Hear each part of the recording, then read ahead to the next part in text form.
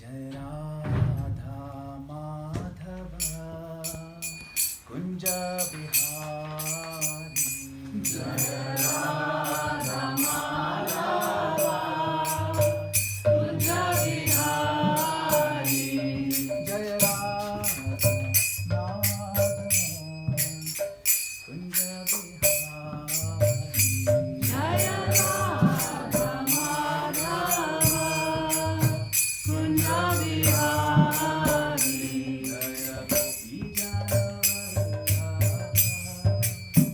Girivaradhari Jaya Gopi Jana Vallabha Girivaradhari Jaya Gopi Jana Vallabha Girivaradhari Jaya Gopi Jana Vallabha Girivaradhari Yashodanandana Brajaganaranjana Yashodanandana Brajaganaranjana Yashodanandana Brajaganaranjana Yashodanandana Brajaganaranjana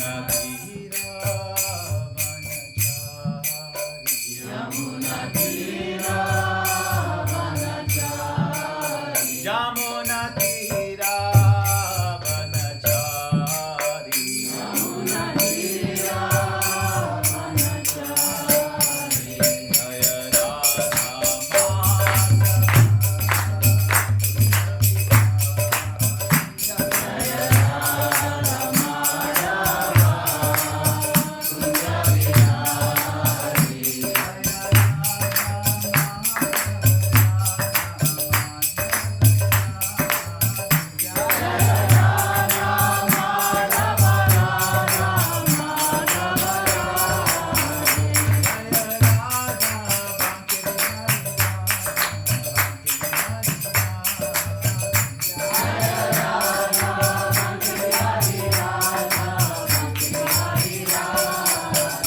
Jaya Radha Madhava Kunja Bihari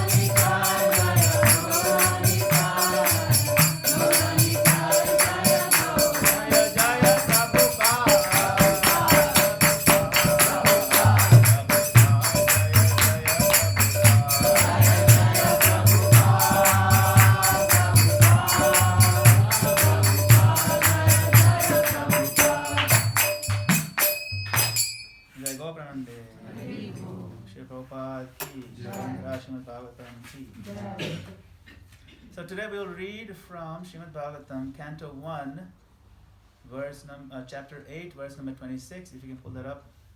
Somehow I couldn't get this screen to work, but so if you can put it up on your phone, that'll be nice. So that's 1:8:26. This is the section of the prayers of Queen Kunti.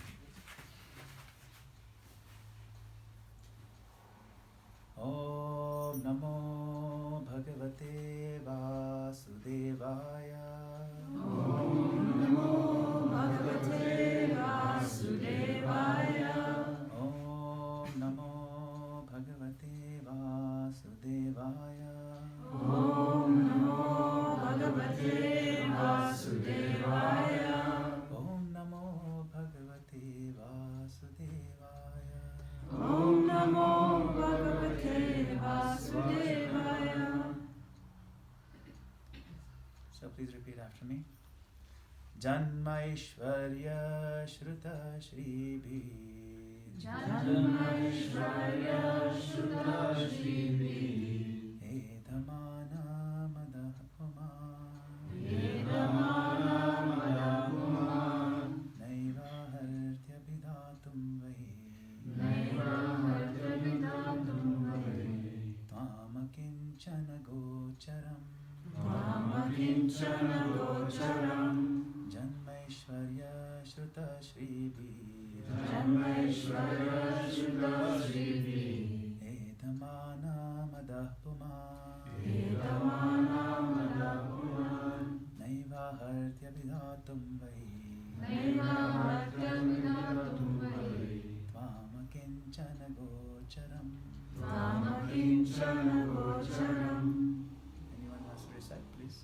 Go ahead. Janmaishvarya Shuta Shribi. Janmaishvarya Shuta Shribi.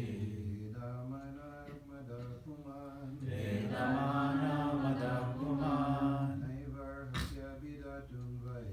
Naivahatya vidatum vai. Vama Kinchana Gocharam. Tvamakinchana gocharam. Janmaishvarya Shuta Shribi. Janmaishvarya Shuta Shribi. Vedamana Madapuman. Vedamana Madapuman. Naivarhati Avidatum Vai. Naivarhatya Vidatum Vai. Tvamakinchana Gocharam. Tvamakinchana gocharam. Mataji.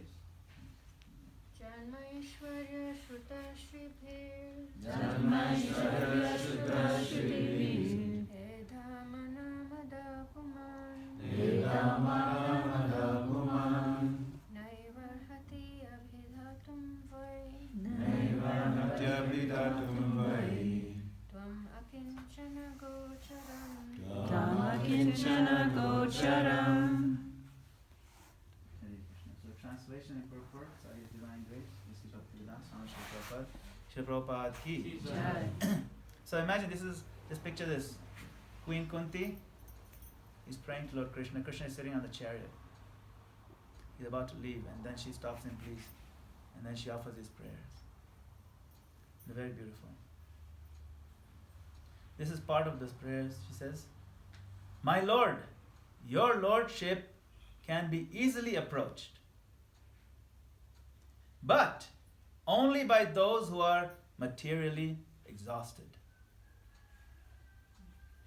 One who is on the path of material progress, trying to improve himself with respectable parentage, great opulence, high education, and bodily beauty, cannot approach you with sincere feeling." Purport. Being materially advanced means taking birth in an aristocratic family and possessing great wealth and education and attractive personal beauty. All materialistic men are mad after possessing all these material opulences, and this is known as advancement of material civilization. But the result is that by possessing all of these material assets, one becomes artificially puffed up, intoxicated by such temporary possessions. Consequently, such materially puffed up persons are incapable of uttering the holy name of the Lord by addressing him feelingly. O Govinda, O Krishna. It is said in the Shastras that by once uttering the holy name of the Lord, the sinner gets rid of a quantity of sins that he is unable to commit. This once. Such is the power of uttering the holy name of the Lord. There is not the least exaggeration in this statement. Actually, the Lord's holy name has such powerful potency. This part is important. But there is a quality to such utterances also. It depends on the quality of feeling. A helpless man can feelingly utter the holy name of the Lord. Tam akinchana gocharam. Om ajnanatimmirandasya jnananjanashalakaya chakshurunmilitam tasmai shri gurave. I was born in the darkest of ignorance. My spiritual master very kindly opened my darkened eyes with the torchlight of transcendental knowledge.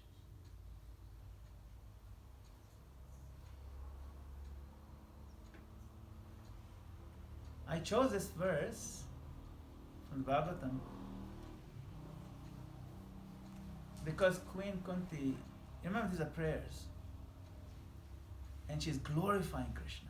This is a glory of Krishna. What is his glory, she's saying? You're very easily approachable. But another glory you have is you have standards. You understand these two things. Just because someone is easily approachable, that makes them very glorious.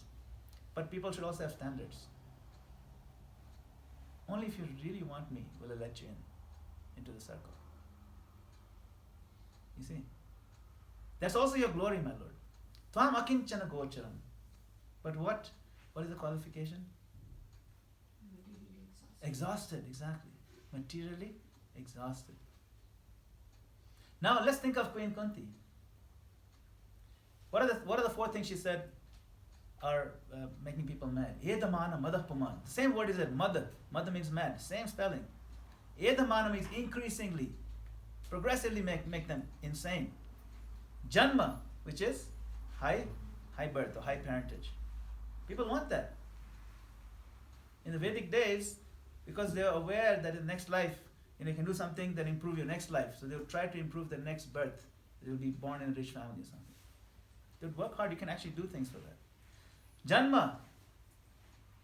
Aishwarya. Aishwarya means? Wealth. Luxury. Opulences. Shruta. Education. Shruta comes from Shruti, hearing. You heard so much, you've learned a lot, you've got a degree in law, and you've got a degree in engineering, and you have a medical degree, one person. There are people like that. There are people who have all three degrees. They're there. Shruta, look at me. It's something, it really means a lot. It gets a lot of respect.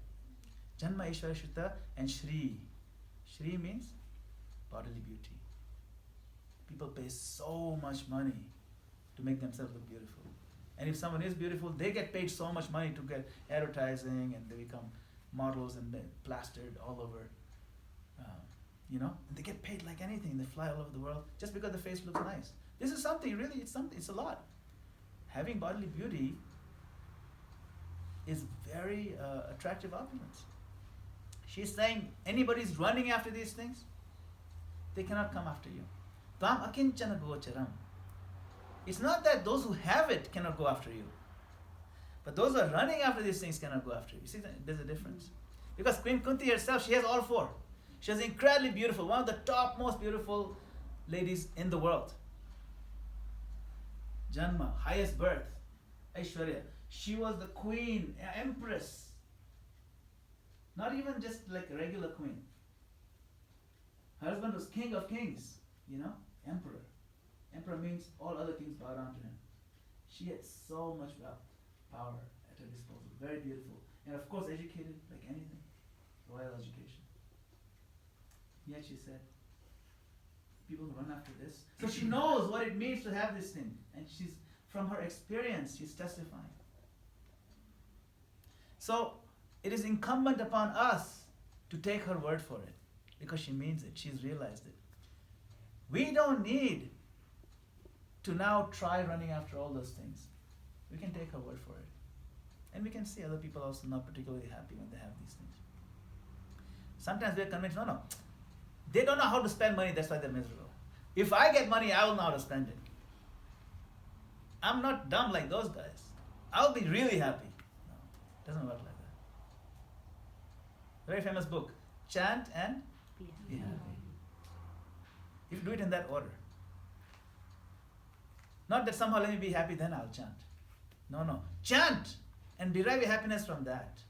Because that's the only place where you can actually get happiness. The problem is that we're suffering from pittopatapta. You heard this word, pittopatapta? Pitta, you know what pitta means? Bile. And upatap means a disease. The bile disease, also commonly known as jaundice. Right, so in the Nectar of Instruction, Rupa Goswami talks about this. Pittopatapta rasanasya narojikanu kintvadarad anudanam khalu saiva jushta swadvikramat bhavati tadgadamulantri. So when this pittopatapta, you get this jaundice, it's a severe medical condition. It turns the eyes yellow.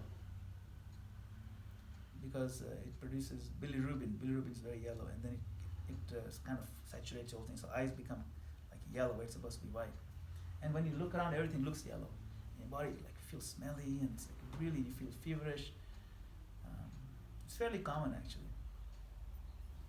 So this disease is where it ruins your taste also. So even the sweetest sugarcane juice tastes nasty, tastes really bad, tastes bitter. So our jaundice in the conditioned state is known as avidya. Avidya means ignorance. But avidya means specifically a kind of ignorance to think I'm this body. To think I'm this body is avidya. That avidya is the jaundice. When we have that jaundice, ignorance of our true spiritual identity, then even this beautiful sweet name, it seems uninteresting, boring, a drag, difficult to chant. What is this people just wasting time sitting on the beach chanting Hare Krishna? It doesn't even look like they're enjoying it. It's true. It's a drag. But when we're jaundiced, it's a drag.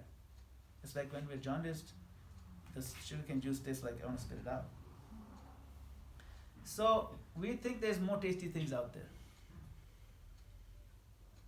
So let's reflect, why do I feel like not chanting? Why do I not feel the taste of the holy name? Is it because the holy name itself lacks the taste? No. It is because my rasana means the tongue, is diseased by materialism. These four things, these distractions. Janma Ishvara Shuddha Shrivi. We get absorbed by them. Sometimes just one of them or all four of them. But despite this disease, Rupa Goswami says, Kintu adarat anudinam khalu saiva jushta. That if one chants with adar means what? Respect. That's right. Kintu adarat anudinam. Anudinam means daily or with consistency. So two things are important in that verse. Daily and with consistency. Then what happens? It cures it. Swadvi kramad means gradually. Kram means little bit at a time. Gradually. Kramad bhavati tat gada moola hantri. This jaundiced situation doesn't get just covered up. Like it doesn't just cover the symptoms. It takes it out from the moola. Moola means root. It uproots the disease and throws it out. If you look at that tree outside. You know how difficult it is to uproot that tree? That's eucalyptus tree. Costs 100,000 shillings. It's not easy. You know, right, bro? How much they charge you? It's like ridiculous. But it's hard to take those things out. So similarly, our disease to uproot is also hard. It takes some effort. Consistent. Daily. And respect. Kintu adara anudinam khalu saiva jushta. Then swadvi. Swadvi means the taste starts coming out. Tad gada moola hantri. So it is the cure is paradoxical. Why is it paradoxical?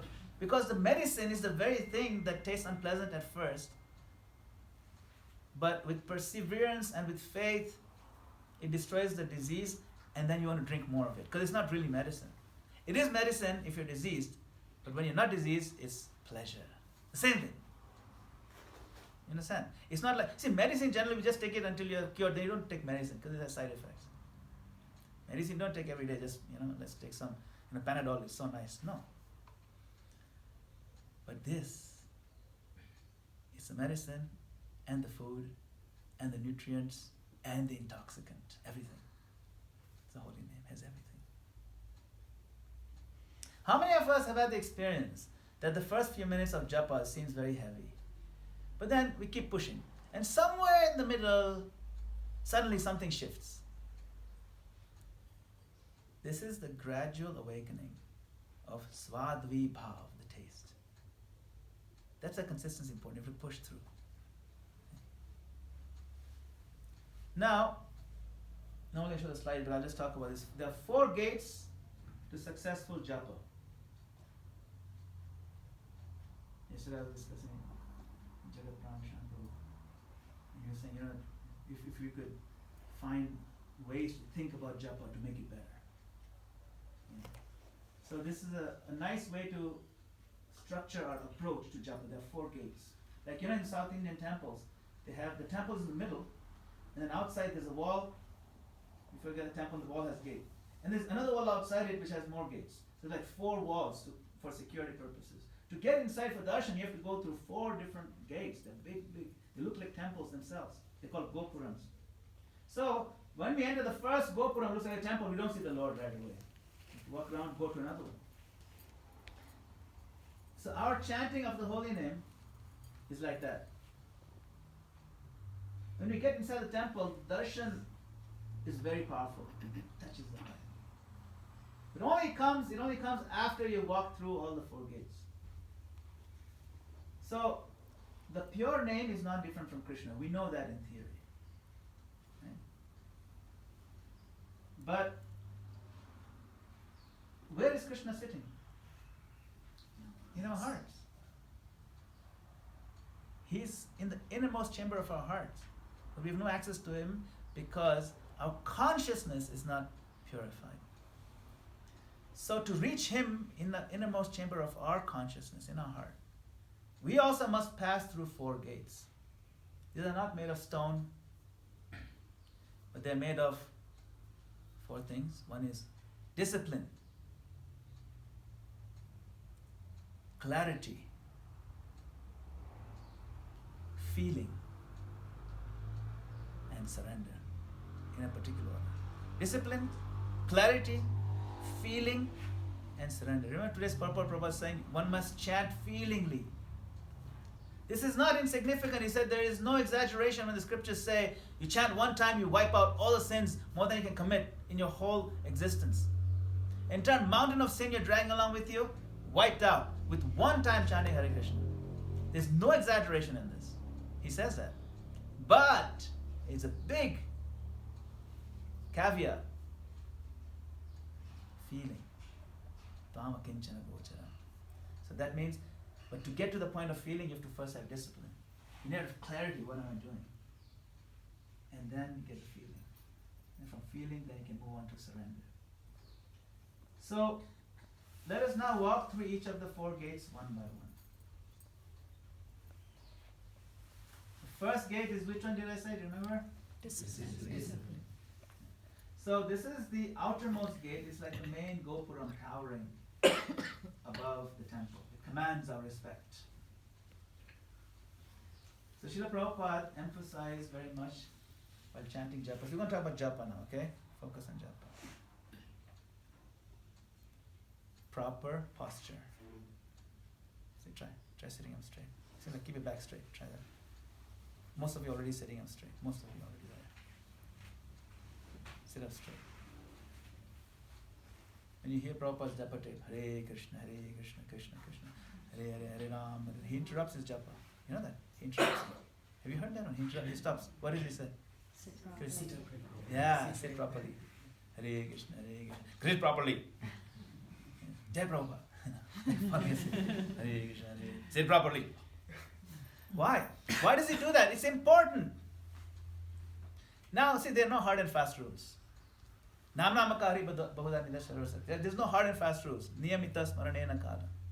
So then why is it properly? It's such a hard and fast rule. It's not a rule. You can chant anyhow. You can chant hanging upside down like a bat. Doesn't matter. Whatever you want, you can chant. There's no rule saying you cannot. But certain things make it very conducive. And I'll tell you the basic thing that we all need to keep repeating to ourselves. We have to prove to Krishna just one thing. And I mentioned it yesterday. One thing we have to prove to Krishna. My dear Lord, I am interested. That's all. That's it. I'm interested in you. Now suppose I come to your house and your body language looks like this. You're not even looking at me and you look like you're sad to see me even. But you're trying to smile like this, but inside you're thinking, when will he go now? But the body language, these things, they project something. So when we invite Krishna with a form of sound, but our body language says something else, I'm not really that interested in you. So the effect is not there, you see. If you have to express our feeling with somebody, our body language expresses that. So when you sit up straight, sit up square, you put your phones away, okay, come, so nice that you came, let's talk. and you have open stance like this, then they feel you embracing them even from a distance. So we should do that with Krishna's holy name. Sit up properly means sit up straight. Is Krishna now giving my full attention and my full respect? It means a lot. You see, Krishna is watching to see whether you're really interested. And our body language tells everything. See, like we offer respect to each other as devotees. We do pranam, we do dandvat pranam, we put our head to the ground. Not that I want to make you puffed up or you should make me puffed up. No. Krishna is watching. You see. That's why you should not hesitate in offering each other respects. It pleases Krishna. Of course it pleases the devotees. It's a nice culture. But Krishna is watching. And we're trying to tell him that we're interested. I'm interested in being part of your community. Part of those who like you very much. That's what I'm interested in, my Lord. So you tell me what to do, I'll do it. Isn't it? That's when we come in Krishna consciousness, we want to eager to know. You tell me what to do, I'll do it. Krishna likes that mood. Even if I don't understand it completely, it's okay. I know later on I'll understand. And you still do it. So, sit properly. The other one is Clarity. right. No, we're still on the first grade. The other aspect of sit properly is pronounce clearly. Clarity will come second. We're still on the first grade. The next point is pronounce clearly. Chant clearly. Don't slur it. Hare Krishna, Krishna Krishna, Hare Hare, Hare Ram, Ram Ram, Hare Hare. You can chant faster, it's no problem. But the clarity has been Hare Krishna, Krishna Krishna, Hare Hare, Hare Rama, Rama Rama, Hare Hare. Sometimes, when we combine too much speed with slurring, the mantra changes completely. It's not a mantra anymore. It's like you're trying to call the cat. Here, kitty, kitty, kitty, kitty, kitty. Here, kitty, kitty, kitty, kitty. What is this? It's Hare Krishna. No, it's here, kitty, kitty. Hey mama, mama, hey, hey. No. Hare Ram, Hare Ram. The clarity is there. Another thing, waking up early. Take advantage of the morning hours. These are all parts of discipline. Sit properly, chant clearly, wake up early. These are external, physical things we can do. We're not even talking about thinking yet. We're just talking about sitting properly, chanting clearly, being clean, take a shower, wake up early, sit in a clean place, sit in a quiet place. There's no rule that you cannot chant in the middle of a noisy traffic jam or something very like, rock concert. There's no rule you cannot, but it's not conducive. Right? If you want to study for exam, you don't study in the middle of a rock concert or a construction site. You find a library, a quiet place. There's no rule you can't study over there. It's not about rules. What will I do? What can I do to make Krishna convinced that I'm interested? These are the things that matter. That's why we have a culture. Culture means we do things even though we don't quite understand sometimes. Oh, do I have to shower again? Why do I shower every single day? Brush my teeth? Little children like that sometimes. They may not understand, and that's okay, they may not understand right now, later on they'll understand. So, let me tell you a quick story. There was a very depressed man, very sad. He goes to the doctor, all like this. And the doctor, and it's a psychiatrist, and he tells, "Doctor, I'm feeling really, really sad. I'm so depressed." Like this, and his hands are hanging down. I don't know what to do. I can't come out of this slump. And the doctor doesn't say anything. He also bends over and puts his head like this. For a whole minute, he doesn't say anything. And the patient's wondering, is the doctor making fun of me or what is he doing? Then the doctor looks up and says, it works. What do you mean it works? I'm also feeling very sad now. I feel depressed just by putting my head like you're putting. You see, our mood affects our posture, right? If someone is sad, you see it on there. But our posture also affects our mood. If you sit up straight, your mood will actually improve. Even if you don't feel like smiling and you artificially smile, eventually you'll actually feel like smiling. Sometimes you can force a mood. You can control your mood by physical things. If you're in a bad mood, you go for a walk. It's a physical thing, but it improves your mood. Similarly, sitting properly also affects your mood in a very good way. It makes it sattvic. It shows your own mind that, look, now we're disciplined. Let's work together. Right. So that is the first gate. Fundamental is a discipline, external things. Clear? Second gate was called clarity. Clarity. To see things clearly. You know, in the US, they have this, like, we have heavy allergies. And then but there's a medication called Claritin. Nice. Sounds like clarity. It clears everything up. It's actually pretty effective. We need to be able to see clearly and understand what is it we're doing here when we chant. So, this is called the gate of intention. What is my intention here? Now we're thinking about it. The physical part we've covered. Now we're thinking, what am I supposed to think? Why am I doing this? What exactly it is that we're doing? What is His holy name? So if you know what is the holy name and why am I doing it, it aligns our mind and our intelligence nicely. These two things help a lot. So what is that? The mind is restless. That's one of the hardest things, right? In chanting, mind goes here and there. It's restless. But we must know it is not beyond our control. Krishna says mind is our worst enemy, and that's it? No, best friend. Why do we forget the best friend part? Only we're harping on the mind, your worst enemy, worst enemy. No, we're best friend too. The mind also wants to help you. Just have to align it properly. Mind is very powerful. See? So, when we keep reminding ourselves that Krishna and His name are the same, as part of the meditation we want to do before we start japa. Okay? Then the mind quiets down. Then with the mind we can say, what is my intention? Is it for me to feel peace? Maybe, a little bit.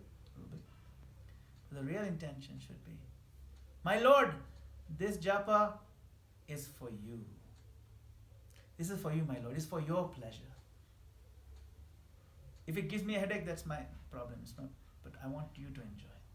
If you go with that mindset, it's very nice. Becomes personal. The more we understand Krishna Tattva, the more our mind wants to stay near Him. Because He's so attractive. So this second gate asks for mental discipline and some clarity of what we're doing, why we're doing it. We know Krishna is His name. Hare means Radharani. Krishna is the most attractive, all attractive. Rama means the reservoir of all pleasure. So it is a kind of mental discipline, but it also, it's a kind of calling to loving dedication. Because now you're stepping more into the loving part, which is the third gate. The third gate is the heart. Right? The heart is where the feelings reside. Now we're going beyond the intellectual and the mind. This is called the threshold of bhava. Bhava means feelings. Positive spiritual feelings are called bhava. So, Bhakti Siddhanta Saraswati Thakur, he said, the holy name is heart deep, not lip deep.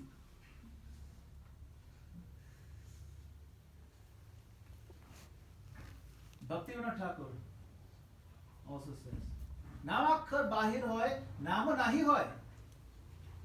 The external syllables, the letters of the name is not the name. So just producing that sound with disconnect from the mind and the heart completely is not the name. It's an empty capsule. You know this capsule, you can take it apart and powder is inside. So you take out the medication and you say, I like the capsule, but this powder is irritating. You say, take out the powder, throw it away, put the capsule back, okay, now swallow it. You've lost the whole point. Maybe some little bit might be remaining, it might affect, but hardly. You see. Namakar bahiroy, nama nahiroy. So we have to chant with feeling. Because you already showed Krishna I'm interested by sitting up straight, by chanting clearly, by aligning my intention, by realizing Krishna, you're personally here. These things are all intellectual and bodily. But now, are there still feelings? Is it moving me to tears? Not yet. Now, what is it that moves us to tears? Love. When we have love for anybody, and something happens to them, we feel like crying. When we miss them, we cry. When they come after a long time, we cry. Tears of happiness. It is universal. Happens everywhere, even among animals. What to speak of humans? Everybody does it. If you haven't seen a very dear loved one, they come, you just cry and you're hugging and crying and then you don't know, you can't even speak. It's very natural. This is love.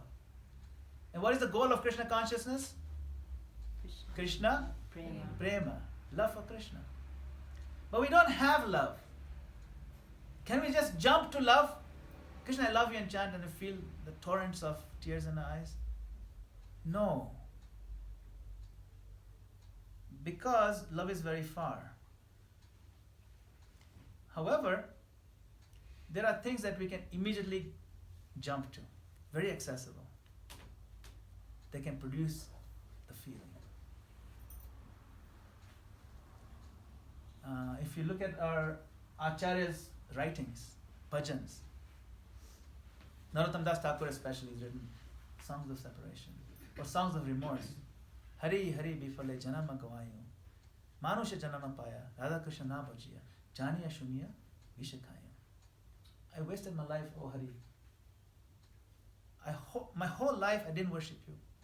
Radha Krishna Na Bhajiya, I didn't worship Radha Krishna. Even though I got this human form of life, I don't deserve it. And he's crying. We can also, maybe we don't feel it so much, but we can look back at our lives. We can even look back yesterday. My Lord, I wasted like most of the day. I didn't really think about you. Or speak of the life when we are not Krishna conscious. Oh, Krishna, I feel so. This is real. We can cry about that. In the privacy of our chanting, in privacy of a room, we should cry openly, my Lord, I'm so regretful. I'm so remorseful. Please forgive me. Please orient me. Help me with my intentionality. This is a begging of remorse. Remember that one, okay? Remorse is taught by our acharyas, Bhaktivinoda Thakur, Prabhupada himself. He wrote so much. It's a very powerful feeling. It's a stepping stone to love. We are not at love yet, but it's an easily accessible stepping stone. And the acharyas tell us, go into this right now. Get in this mood set. You know who else teaches this remorse?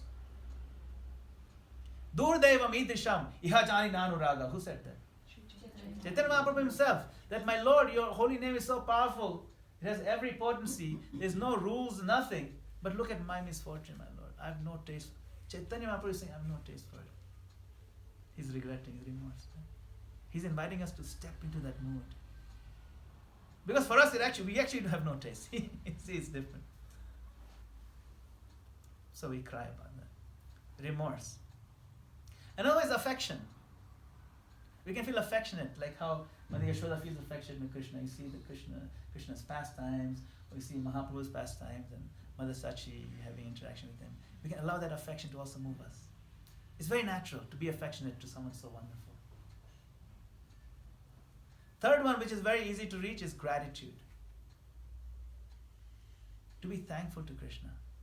Count your blessings. We tend to focus on what we don't have, or the things that are bad in our lives. But look at so much good Krishna has given us. Both our eyes are working, limbs are working. We have a human form of life. You have given us Prabhupada, you've given us these teachings, you've given us opportunity to chant. What are the odds of all that lining up? I'm so grateful, Krishna. I hope I never messed this up. It's an opportunity. I'm grateful. You thank Krishna. You thank the devotees. You thank Prabhupada. You thank your lucky stars that you're here. Gratitude. Remorse, affection, gratitude. And the last one is appreciation. This is just four. There are many others. This is just some that we can appreciate Krishna's beauty. We can appreciate his genius and how he designed the world. You look outside and you appreciate, wow, look at the way the ecosystem works. We just came from Masai Mara. I've never been to Masai Mara until this last couple of days. And you can see the ecosystem. So beautiful. I appreciate like anything. Open plains, the circle of life. You know, lions eat the antelope. And when the lions die, the lion's body becomes the grass. And the antelope eats the grass. And the circle of life continues. It's just amazing, the whole thing. You can appreciate Krishna's genius, his beauty when the sun sets. So when the love flows, these bhavas start flowing, then we start coming closer to the love of Godhead. There is Vidhi Marg, and there is, which are two marg, Vidhi and Raga. Like Vaidhi Bhakti and Raga Nukal. You know these two, right? Vidhi Marg means we do with discipline. It's very important. But the ultimate goal is to then come to the point of Raga. Prabhupada says, in the beginning you need the bachelor's degree, but Raga and all of that's much higher degree. But you can't just jump to master's degree. You first need your bachelor's. So Raga. Raga means now the feelings are you're so spontaneous, it's driven by feelings, but in the right direction. So what are these feelings? Remorse, affection, gratitude, Appreciation. what is this now? What's that? Raga. To make an acronym of that. Remorse, affection, gratitude, appreciation. Raga. So you can remember, this way it can help you remember, you grab one of those. Immediately. Don't waste time. When you pick up the beads, align quickly and immediately get into this mood set and pray. In the beginning it takes time. When you're learning to ride the bicycle, first, father tells you, okay, make sure your feet are first planted properly, keep your back straight, hold this. Now start push off. Don't go too slow, don't go too fast, keep your balance. So in the beginning it's very difficult. But after a while you don't think about it. You just get on the bike, you're talking on the, whatever. It moves very quickly. Immediately start moving because you become expert. So similarly, when we get expert in japa, forget about the rest of the world. Align mentally quickly, align physically quickly, and then absorb into the feelings right away. Within 3 seconds we'll get there. In the beginning it'll take time, but we want to get to the point where we get on the bicycle and start moving. So 3 gates we've covered out of 4. First one was discipline, external things. Second one was clarity, which is what? Mind and intelligence. Understand what we're doing. Third one is heart, feeling, emotion. So that one is called what? Feelings, right? And the 4th gate is surrender. And we wait for his mercy. So basically the 4th gate is called the mercy gate. The first 3 gates we can open the handle ourselves because we have access. It's upon us. But the final gate, there is no handle. The handle is on the other side. Krishna only can open that gate. So that gate we cannot do anything there. We have to go past the 3 gates and then pray and wait. So with Utsaha and Nishchaya, you apply that in the first 3 gates. Utsaha means enthusiasm. Nishchaya means determination. When you reach the 4th gate, what do you apply? Dhairya. Dhairya means patience. Patiently wait. Okay, my Lord, I'm here, I'm knocking at the door. Please show me your mercy. We cannot grab Krishna's mercy. Mercy has to come from him. And he will only give mercy if our attitude is right. If our attitude is full of meekness, humbleness. See? Therefore, when you're meek, humble, and you're waiting patiently, then the Lord feels compelled to give his mercy. We cannot knock on the 4th gate unless we've passed through the 3 gates. We cannot demand, my Lord, give me mercy. For what? You haven't even not even sitting properly. I mean, you haven't even shown me you're interested remotely. Your mind is here and there. You have feelings, but they're not for me. You're getting emotional about the wrong things. We all have emotions. We get upset about the most useless things. They're completely inconsequential. Yes, we should cry tears. There was a katha going on, Krishna katha, for 7 days. And this devotee, very nice, he was speaking about Krishna so beautifully and how, the Gopas love Krishna and they go on and this lady who was in the audience, she was sitting every day in front and 7 days she was crying from the beginning to the end. Crying tears. And at the end of the katha, 7 days, man was wondering, wow, you must be a really advanced devotee. Just crying. May I ask Mataji, how is it that you're shedding so many tears? I mean, I wish I could shed so many tears. She said, no. Is there anything you liked about the class? He said, no, it's just that your beard, What's wrong with the beard? No, your beard is very nice, but I had a goat. It died last year. And the beard looks just like yours. And every time I see a beard, I remember my goat. So those feelings are real, but they're useless.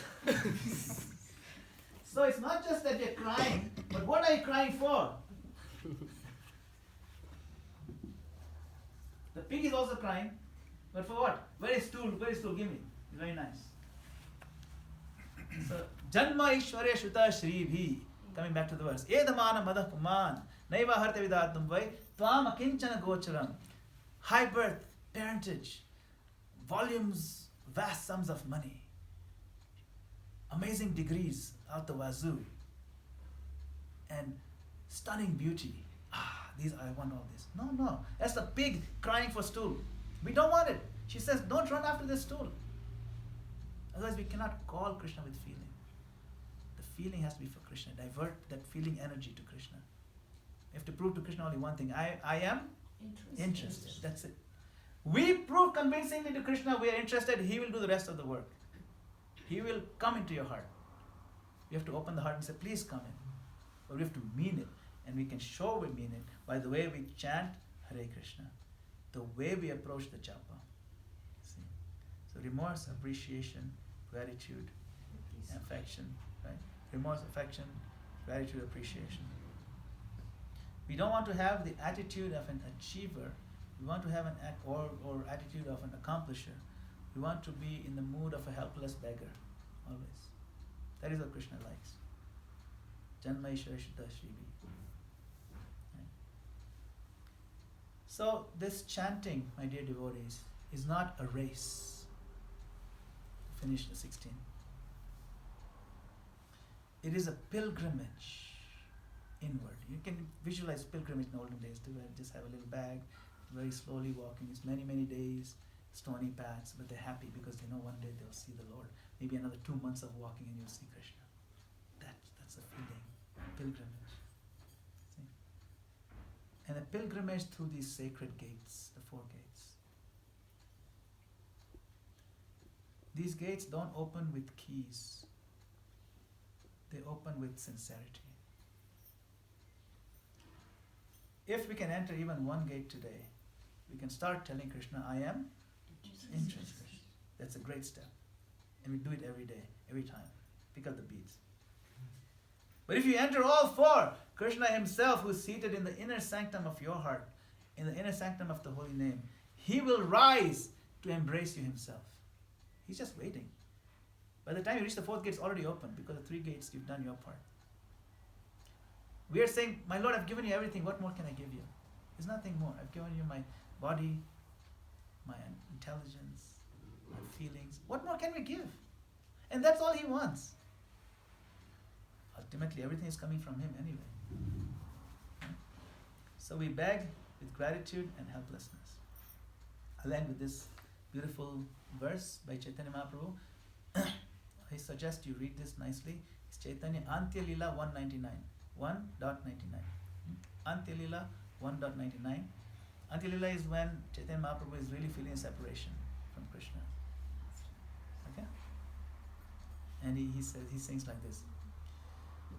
Tunde tandavinim ratim vitanute tundavali labdhaye karna kroda kadambini ghatayate karnabudebhya spriham cheta prangana sangini vijayate sarvendriyanam kritim no jane janita kiyat viramritai krishneti varnadvahi. Mahaprabhu is saying, I do not know how much nectar these 2 syllables Krishna have produced. When the holy name of Krishna is chanted, it appears to dance within the mouth. We then desire many, many mouths. When that name enters the holes of the ears, we desire many millions of ears. And when the holy name dances in the courtyard of the heart, it conquers the activities of the mind, and therefore all the senses become subdued. Is it glorifying the beauty of the sound? Mahaprabhu has given us the key to everything. So today, let us make a commitment. Let us make a promise. This is an opportunity right now. I'm going to ask you if you want to join this pact, commitment. We'll say a prayer to Krishna. Is that okay? You can recite after me. It's an English prayer. I just wrote it up. It's a prayer we're begging for something. Repeat after me. My dear Lord Krishna. My dear Lord Krishna. Today I take the bold step. Today I take the bold step of resolving to make a quantum leap in my japa practice. I pray to you that I can fully commit to being your devotee and chant your divine name with my full attention and love. I've been chanting for some time, but I resolve to abandon my old bad habits and take up all things conducive to better chanting as my surrender unto your lotus feet. Srila Prabhupada ki jai. So, closing meditation, I'll just read this. That let me recognize these beads that I have, as the precious gateway to the mercy of the Lord. As I chant with more relish, I will feel relief from the jaundice of ignorance. To the degree I surrender to the process of high quality, offenseless chanting, to that degree I can hope for the Lord's merciful reciprocation. The question is now, are we ready to enter this realm? That's the question only you can answer. Thank you very much. Shri Prabhupada ki jai. Thank you for your valuable time and your kind attention. Hare Krishna. If you have any comments or questions, you can discuss. Jai.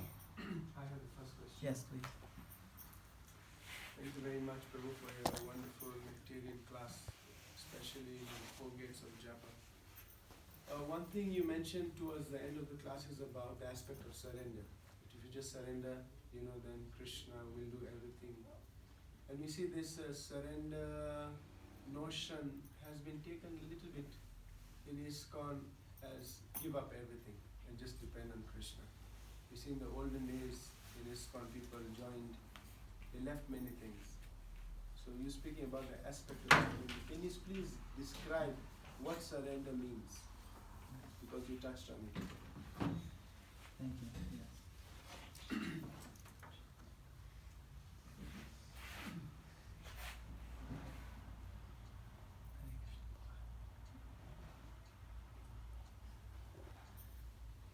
Surrender is a very, some of these concepts like surrender are very much misunderstood.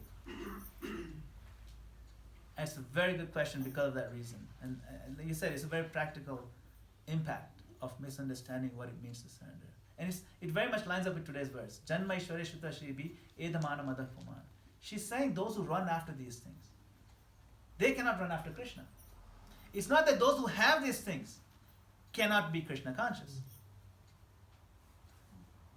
You see, if I'm very good looking, okay, maybe, I think I'm very, anyway. If I'm very good looking,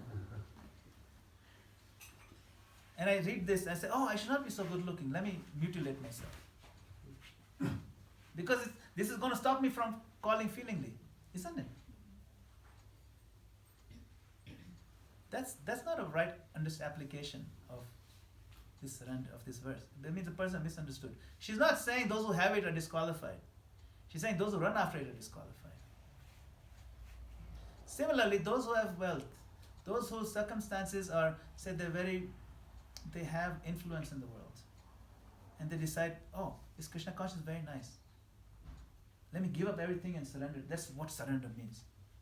No, surrender means you employ the resources at your command to serve Krishna. And you realize what you have is not yours. That's what surrender means. Surrender doesn't mean you throw away what Krishna has given you. Surrender means you recognize what you have is not yours. That's all. And you use it the best possible way in Krishna's service. Now, of course, there are certain circumstances where that surrender necessitates pulling away from those resources. And that happens too. We have example of many devotees who come from extremely rich families, but part of the deal was if they wanted any access to those resources, they have to give up Krishna. In those circumstances, they said, forget this, I don't need this, I want Krishna. And And Prabhupada is very proud of those. And many devotees, he was very proud. But if it doesn't have to be that way, then use what you have in Krishna's service. If you have a nice family, right? If you have a wife, children, cousins, everybody's there.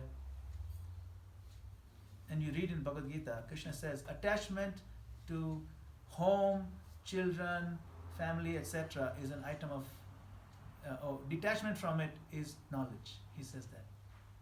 Means you should give up these things. That's the misinterpretation. But Prabhupada,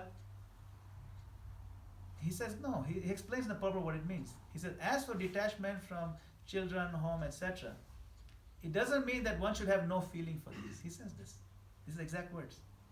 It doesn't mean one should have no feeling for these. These are natural objects of affection. These are his words. Natural objects. So now in this verse, if I didn't read the purport, I just read that and misapplied it. I was kind of sick and tired of my children anyway. They now listen to me. What's the use? Toka. Toka hinja kabisa. Or I'm come out of here. No. It's not like that. Prabhupada explains that in that purport very nicely. He says, 4 things will make your family life very happy. You chant Hare Krishna together, morning and evening. You read Bhagavatam and Bhagavad Gita together, morning and evening. You offer your food to Krishna, whatever you eat. And you worship the deity. You do this in your house, 4 things, your life will be very happy. And then, if everybody is doing it nicely, then there's no need for you to throw that away. In fact, that is, you're bringing more people. That's a good way to surrender. So, wherever you are, sthane sthita, doesn't matter where you are, what situation you are, try to find the optimal situation, optimal configuration to surrender. Because everything is offerable to Krishna if it's done properly. But it has to be done right, it has to be done with proper culture. For some people, it is better that they don't get entangled in this family life. And for other people, it's better they don't get entangled in artificial renunciation. That's also entanglement. It requires some intelligence to see what works for whom. But surrender means then we have to accept some authority who has wisdom and can guide us. This is a form of surrender too. So if you have an authority who can give us some wisdom and can guide us, while also being very sensitive to your needs, then we can work with that person to find out which one am I? Am I in the wrong place? Or is there something where I can, adjust it to optimize situation for Krishna conscious growth? That is surrender. Surrender doesn't mean you surrender intelligence. Surrender means you use your intelligence to surrender yourself to Krishna. That's important. So it's a good question. And surrender also has the 6 aspects that are mentioned, so those we can get into later. But I think everyone should know those 6 aspects of surrender. And if you are trying to figure out where are those listed, you remember Sarva Dharman verse, Sarva Dharman Pariteja in the Bhagavad Gita, towards the end, 1866. In the purport, Prabhupada lists those 6 aspects of surrender very nicely.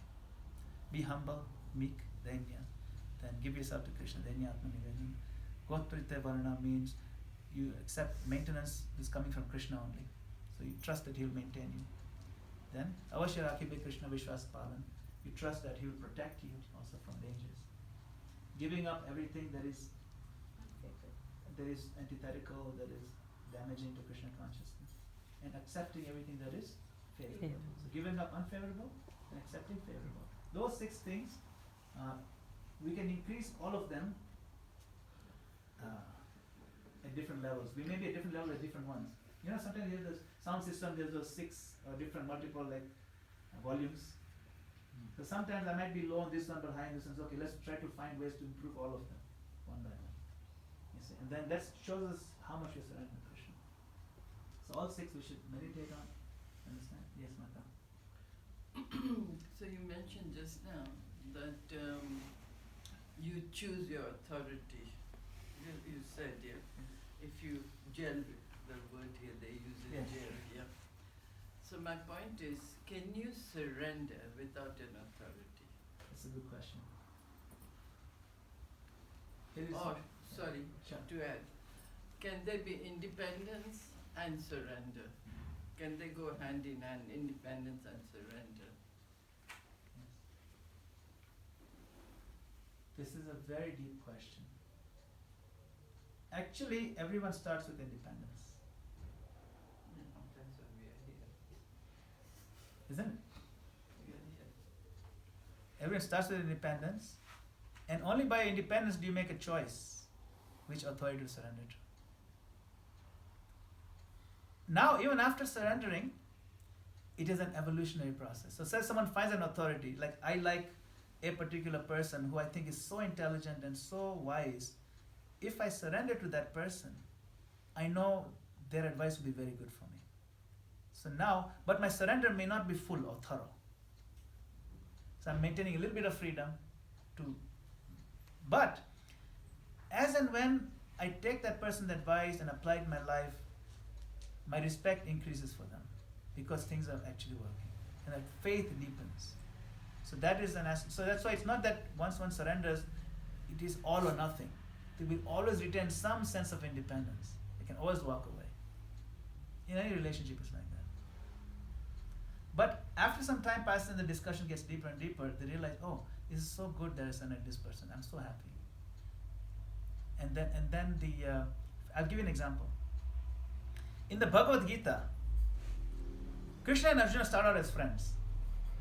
They're friends. They're equal, the same age, and Krishna is doing a favor to Arjuna by driving the chariot. Right? But Arjuna, he sees all that thing, he's very confused, he's very sad, he's depressed, and then realizes that Krishna is the one I should surrender to. Right? So he surrenders.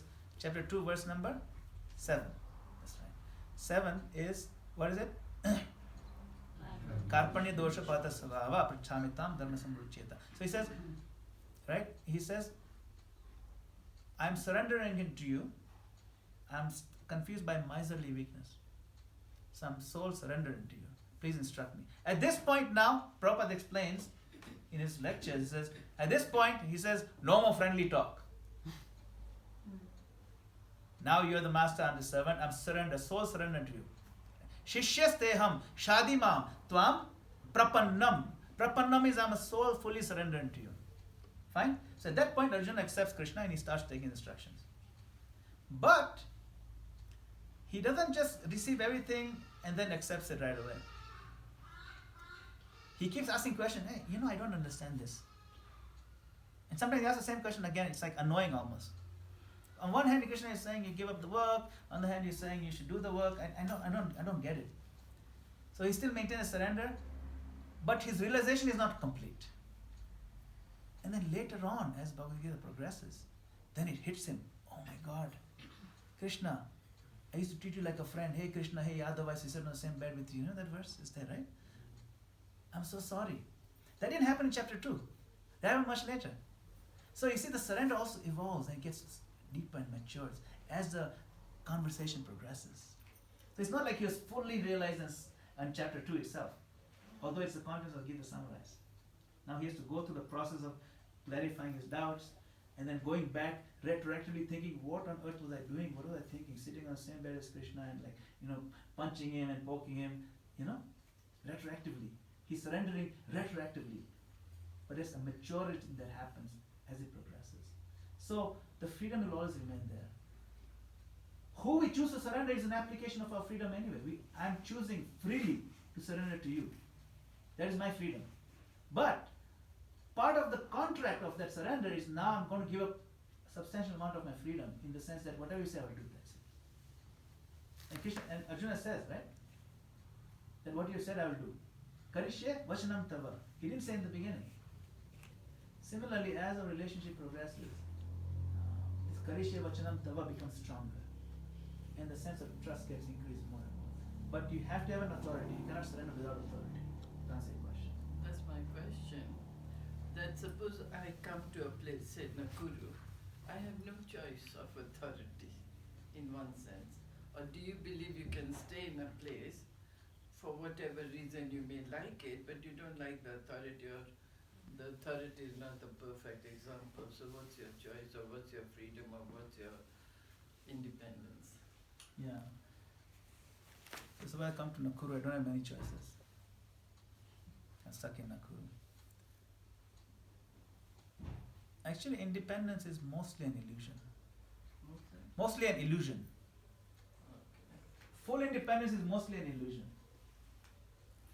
We most of the time have to make do with what we have. Most of the time. Prabhupada said, make the best use of a bad bargain. So now, I may not like a particular authority, and if it's not working out, first of all, I have to first question my reasons. What are my reasons for not liking something? Is it frivolous or is it meaningful? We need to reflect very deeply with our intelligence. What is the reasoning for not liking someone who is giving Krishna consciousness so freely with so much wisdom and depth and feeling? At the same time, trivial things I get tripped up on, then it is my loss. If, for example, I came here and Haridas Prabhu is my authority, and well, yes, I came here, he's an authority, and I love him for 6 months. I love him very much. And later on I realized that the way he says certain things with his Bengali accent, I just can't stand it. I can't handle that accent. It's enough. I had enough of this. I'm out of here. It's silly. I'm the loser then. Because then I don't get to taste nice things that he makes. So we have to always check. Now Prabhupada, this is a real thing. What you're asking is a real thing. I'm not denying it. And Prabhupada talks about it quite a bit when he's giving practical advice to devotees. He's saying, sometimes there's a bus that is going to a particular town, or a train. There's no other train. That's the only train going to that town, or bus. So you get on the bus, and you look around, some people, you don't like their faces. That's okay, who cares? Some people are just yapping and gossiping. You don't need to get into that. You're on the bus. Why do you need to get in everybody's business? You don't like this guy's face, the guy has a mole on his face. Who cares? He said, sit tightly in the bus of Krishna consciousness and go, because that's the only bus going there. True. And then you find somebody in the bus whose face you like, it's okay, sit next to him. And if you don't like the guy, then sit by yourself, it's okay. But stay in the bus. Then he says bus.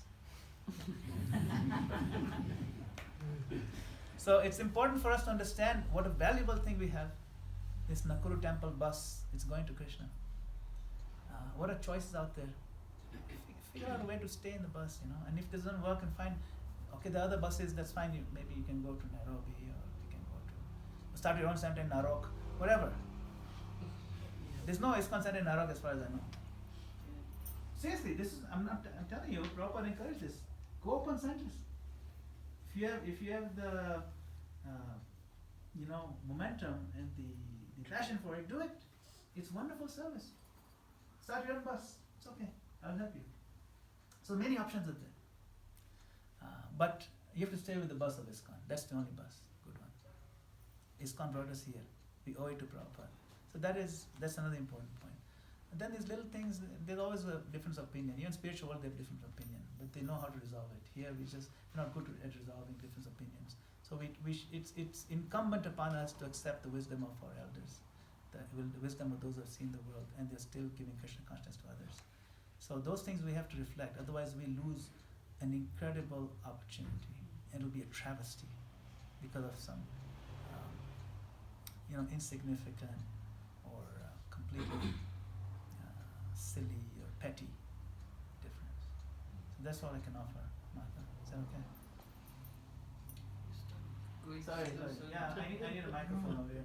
That's all I can offer, Martha. Is that okay? Yeah, very okay. Thank you.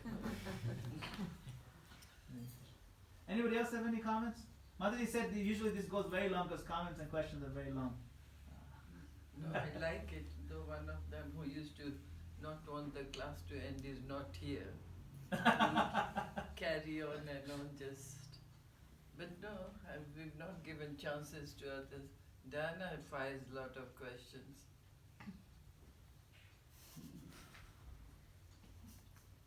No, I'm okay, I'm good. Delish is good. She's over. Yes, Martha. Probably you talked mostly about the discipline of the posture. Yes. In the posture Sitting up position. straight, yeah. If I can say, I give example of myself.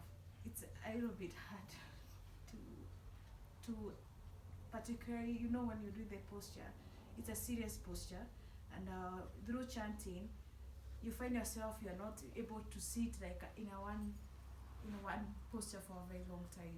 Because I'm trying to control my mind, but my knees are just like, I'm not as as much as comfortable as it is. And now it's becoming slowly, but taking years to make that posture and be on the steady position. So does it amount to how long you take, or just you have to consistently take it? Yeah, it's a good question. Thank you for that question. Yes. What matters is you're working with what you have. Right? So there are certain things you can do, like Prabhupada would go for a walk to help his knees and keep his body moving. He said, if I don't do walk a couple of days, my body gets jammed up. So then it helps him sit properly also. There's certain stretches you can do. We actually did a japa retreat many years ago where we spent like 20 minutes doing stretches, different kinds, very simple ones. But after doing those 15 minutes of stretches, 20 minutes of stretches, I could sit for 4 hours without moving. Amazing. So I'm not saying it'll work for you necessarily, I'm just saying certain things may help a little bit. It is not necessary for you to sit, stretch 2 hours, not necessary. Also, it's not necessary to sit cross-legged. You can sit on a chair also, it's no problem. Just the back has to be straight. You see, when you're trying to prove you're interested, you can sit on a chair also and make the same body language. Even with a chair, you can sit up straight, that's all that matters, the knees can be normal. It's okay, these things are not so important. What's important is your body language reflective of respect and interest? That's all. You see, you don't slouch over this. You can, unless you really have a back problem. Some people, they're fractured away. They cannot go straight. That's okay. After a certain age, also because you get microfractures, people bend over permanently. That's okay. I mean, we've seen them, right? But if that's not our situation, we shouldn't slouch. It's not that hard, especially with practice. Like for many years, I couldn't sit on the floor and sit up straight. I just couldn't do it more than 2 minutes. Then I discovered you put a couple of cushions and you sit on the edge and you put the pelvic plane slightly forward and then your back becomes straight naturally. That's why you get these meditation cushions or even just these cushions, but you put a few of them and you put your feet on the floor. So the pelvic plane is slightly leaning forward, not like this. And all of a sudden the spine curves perfectly straight up. You can do that at the edge of a chair, edge of a cushion. You try to find what works for you so you're not uncomfortable and in pain. That's what's important. See? Okay. All right. Thank you all very much. Srila Prabhupada ki Jai. Hare Krishna. So just one announcement, Hare Krishna. So we'll have prashad in another 20 minutes. No, Yeah, 20 minutes we'll have prashad. I checked with the cook, we'll be ready in 20 minutes. we're going to do a little bit later, no? Huh? We're going to do a little bit later after. I thought we just have prashad and everyone can freshen up and come back. Okay. Yeah, that's That would be whatever better. works. Sorry. So we'll have prashad and then whoever is going. Yes, Swapnil, Hari Bol.